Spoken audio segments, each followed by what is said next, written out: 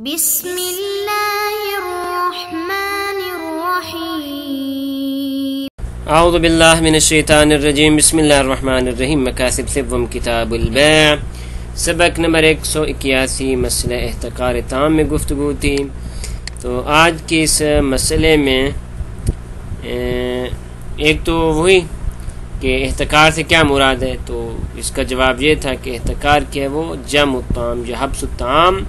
لانتظار الغلا، کہ بالآخر مہنگا ہو جائے گا طعام اس وقت بیچیں گے۔ تو اس کی مرجوحیت میں اختلاف نہیں، 3 قول تھے، بعض کہتے مطلقاً حرام، بعض کہتے مطلقاً مکروہ، اور اقوا یہ تھا جناب شہید شیخ انصاری رحمۃ اللہ علیہ کے نزدیک قول بالتفصیل کہ اس صورت میں حرام ہے کہ بشرط عدم بازل الکفایہ، لذا اگر یہ شرط مفقود ہے تو مکروہ ہے۔ دلیل ان کی روایت صحیح ہے۔ اس کے بعد چند امور بیان ہوئے، ان میں سے پہلا امر یہ تھا کہ مورد احتکار کیا کیا چیزیں ہیں، صرف غلات اربع ہیں یا غلات اربع کے علاوہ زیت اور سمن بھی ہیں، نیز ملح بھی ہے، تو یہ گفتگو پہلے ہو چکی۔ اور آج کے درس میں یہ بیان ہوگا کہ احتکار کی حد کیا ہے، آیا احتکار کی حد 3 دن ہے یا 40 دن ہے، پھر 3 دن شدت کی صورت میں اور 40 دن آسائش کی صورت میں اگر شدت موجود نہ ہو، یا یہ کہ نا معیار حاجت الناس ہے کہ ایک دفعہ لوگوں کو حاجت ہے تو چاہے 1 دن ہو یا 2 دن ہو حرام ہے، اور اگر نہ لوگوں کو حاجت نہیں ہے تو پھر صحیح ہے۔ اس کے بعد اگلی جو گفتگو ہے وہ یہ ہے کہ آیا احتکار وہ شرع میں منحصر ہے یا نہ انسان کی اپنی زراعت ہے، یا بطور ہبہ اس کو کوئی چیز ملی ہے، یا بطور میراث ملی ہے، وغیرہ وغیرہ۔ تو اس حوالے سے بھی گفتگو ہوگی، اور چوتھی قسم بھی ذکر ہوگی، وہ یہ کہ اقسام حبس کی تقریباً 14 اقسام ہیں، جناب شیخ انصاری رحمۃ اللہ علیہ وہ بیان فرماتے ہیں، ان میں سے 1 یا 2 کا ذکر ہوگا، اور باقی انشاءاللہ اگلے درس میں کہ جو احتکار کے حوالے سے تقریباً آخری درس ہوگا۔ تو فرماتے ہیں وَيُؤَيِّدُهَا، پچھلے سبق میں جناب سکونی کی روایت امام جعفر صادق علیہ السلام سے نقل کی تھی کہ جس میں امام نے فرمایا کہ اگر خصب ہے تو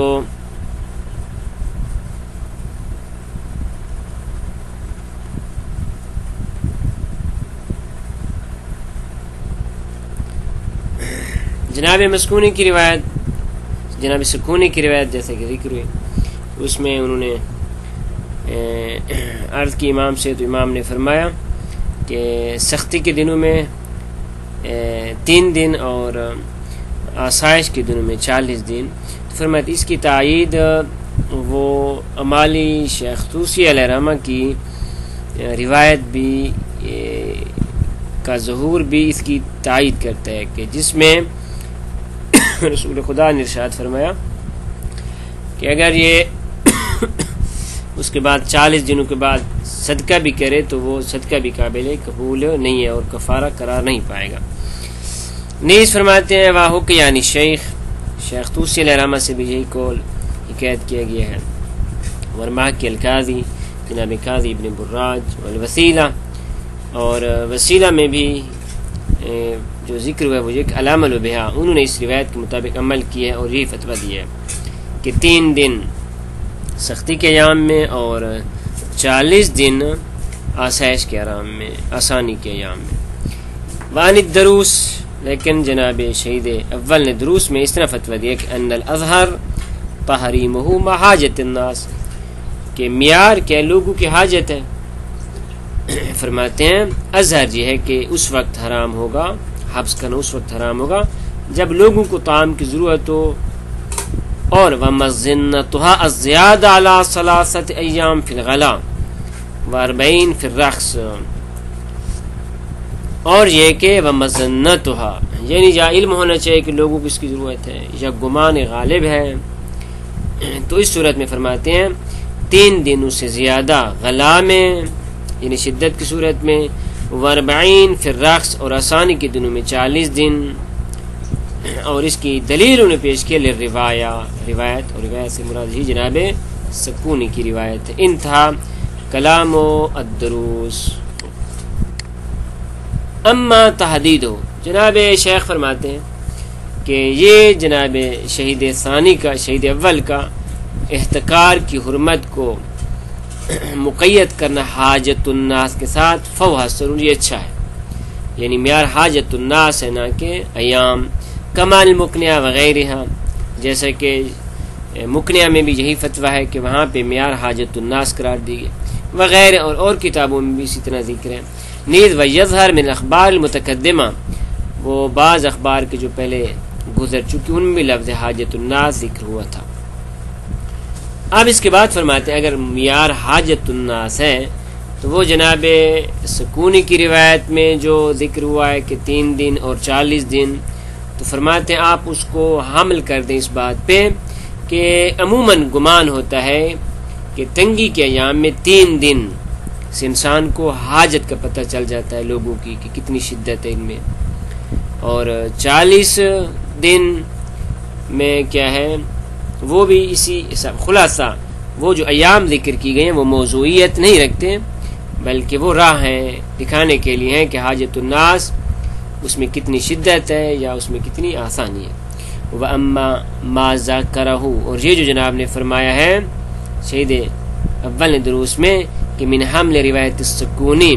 کہ سکونی کی روایت کو حمل کیا جائے علی بیان مظنۃ الحاجہ، کہ یہ 3 یا 40 دن مظنۃ الحاجہ ہیں، موضوعیت نہیں رکھتے. فہو جید، تو فرماتے ہیں یہ حمل بھی اچھا ہے. ومنہ یظہر عدم دلالت علی التحدید بالعددین تعبدا، اور یہیں سے یہ بھی ظاہر ہوتا ہے کہ من عدم دلالتها، کہ اس روایت کی دلالت نہیں ہے علی التحدید بالعددین، کہ عددین کے ساتھ اس کو مقید کیا جائے بصورت تعبدی،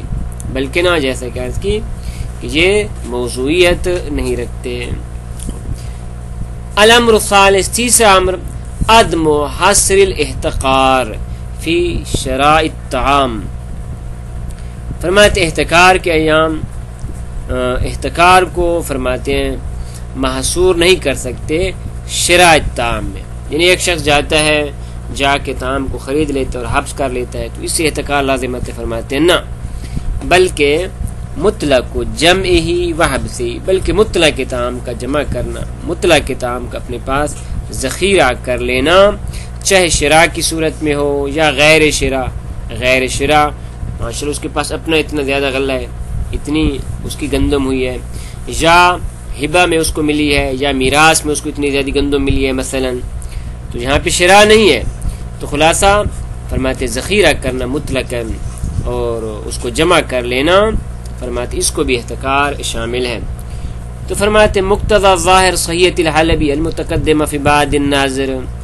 جناب حلبی کی صحیحہ جو ابتدا میں ذکر ہو چکی اس کا ظہور اس بات میں ہے فی بعد الناظر، ظاہری نگاہ میں، کہ حصر الاحتقار فی شراء الطعام، کیونکہ وہاں پہ لفظ شراء الطعام تھا، کہ احتکار وہاں پہ ہے کہ جب طعام کو خریدا جاتا ہے اور ایک جگہ سے سارے کا سارا طعام خرید لیتا ہے اور پھر اپنے پاس حبس کر لیتا ہے. لیکن اقوا التعمیم، لیکن اقوا یہ ہے کہ عمومیت ہے، چاہے شراء کے ذریعے یا غیر شراء کے ذریعے. کیوں؟ بقرینۃ تفریع قولہ،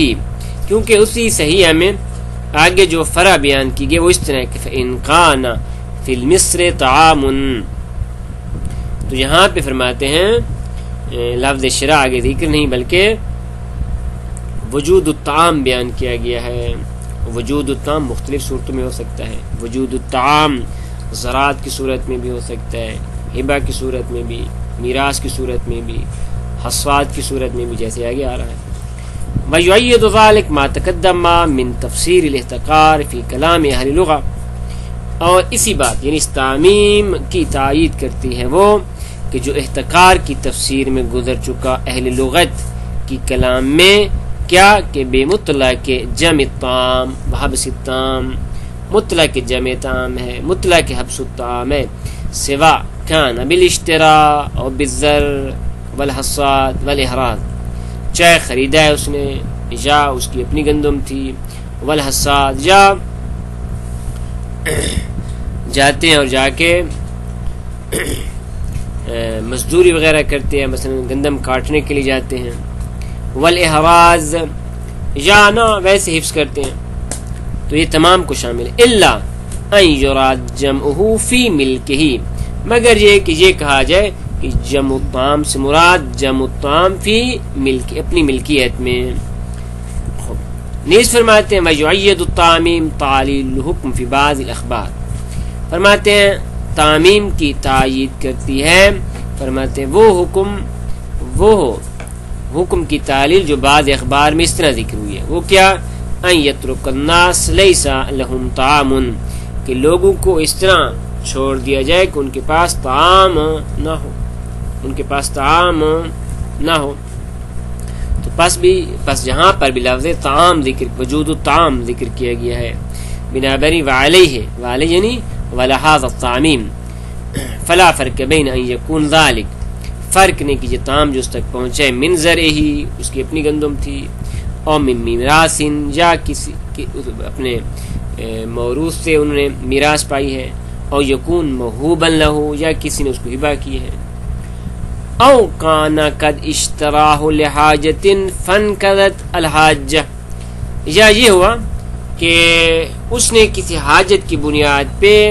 یہ طعام خرید لیا تھا، مثلا ایک بہت بڑی مہمانی ضیافت دینا چاہ رہا تھا، اور فانقضت الحاجہ، اور حاجت اس کی پوری ہوگی، اور باقی الطعام،